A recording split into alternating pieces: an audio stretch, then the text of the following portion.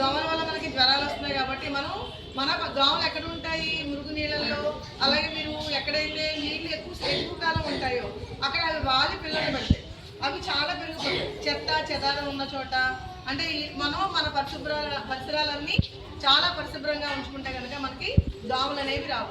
First మనం ఏం చేస్తాం, మనం ఇంట్లో అంతా బాగా క్లీన్ చేసుకుంటాం, కానీ బయటకు వచ్చేసరికి బయట అంత శ్రద్ధ పెట్టాం. అంటే ఎందుకంటే రోడ్ అనేది కామన్ వే కాబట్టి ఆ మున్సిపాలిటీ వాళ్ళు చూసుకుంటారు కదా అనుకుంటాం. కానీ అలా కాకుండా మన చుట్టూ ఎవరి పరిసరాలు వాళ్ళు నీట్గా ఉంచుకున్నాం అనుకోండి.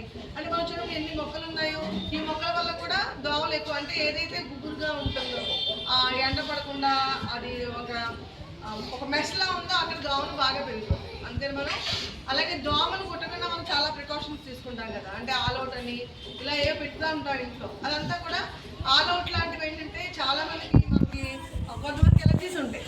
అవి పీల్చినప్పుడు మనకి సైడ్ ఎఫెక్ట్స్ ఉంటాయి, మనకి లంగ్స్కి ప్రాబ్లం అవుతుంది. అందుకని మనం చాలా న్యాచురల్గా దోమలు పోయే ఏమున్నాయో చూసుకుంటే అవి యూజ్ చేసుకోవాలి.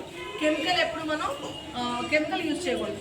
ముఖ్యంగా దోమలు కుట్టకుండా ఉండడానికి మనం కెమికల్ కాయిల్స్ అలాగే ఇలాంటివి కాకుండా నెట్ యూజ్ చేసుకుంటే నెట్ అంటే మనకి ఏముండదు కదా, నెట్లోకి దోమలు రావు. సో మనకి ఎటువంటి కెమికల్ మన బాడీని మనకి బాడీ ఏమి కూడా ఎఫెక్ట్ అవ్వదు అనమాట. సో అది మనం ప్రికాషన్ ఏంటంటే ఇప్పుడు ఈ మస్కిటో డే ఎందుకు పెట్టుకున్నాం మనం అంటే అందరికీ గుర్తు చేస్తామట. గుర్తు చేస్తుంది ఈ డే. మనం ఏం చేస్తాం, ఆ రోజు మనం ఆలోచిస్తాం దోమల్ని పెరగకుండా ఏం చేయాలి, దోమలు కుట్టకుండా మనం ఏం చేసుకోవాలి. ఇలా చేయడం మూలంగా ఏమవుతుంది, మనకి ఫీవర్స్ అనేవి రావు.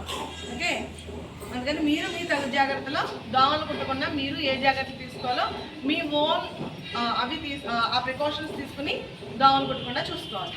ఓకే.